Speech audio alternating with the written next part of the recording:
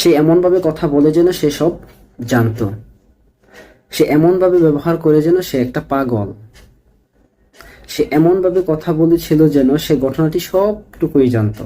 তো এই ধরনের বাক্যগুলোকে আমরা কিভাবে ইংরেজি করব? এই ধরনের বাক্যগুলোকে যদি আমরা ইংরেজি করতে চাই তাহলে আমাদেরকে অ্যাজ দো অথবা অ্যাজ ইফ এর ব্যবহার করতে হবে।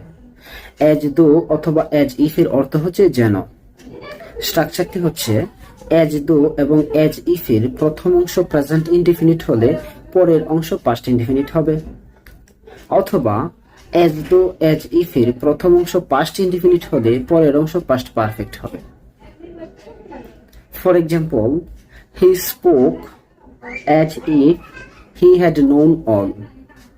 আমি আবার বলছি, he spoke as if he had known all. সে এমনভাবে বলেছিল যেন সে সবকিছু জানতো।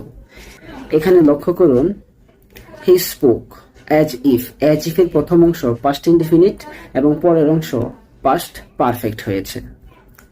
তো সে এমনভাবে ব্যবহার করে যেন সে একটা পাগল। হি behaves as if he were a mad. এখানে খেয়াল করুন, এক্ষেত্রেও অ্যাজ ইফ এর পূর্বে হি স্পিক্স প্রেজেন্ট ইনডিফিনিট হয়েছে, বাট পরের অংশে হি ওয়ার আ ম্যাড, সে একটা পাগল ছিল, তার মানে সেখানে পাস্ট ইনডিফিনিট হয়েছে।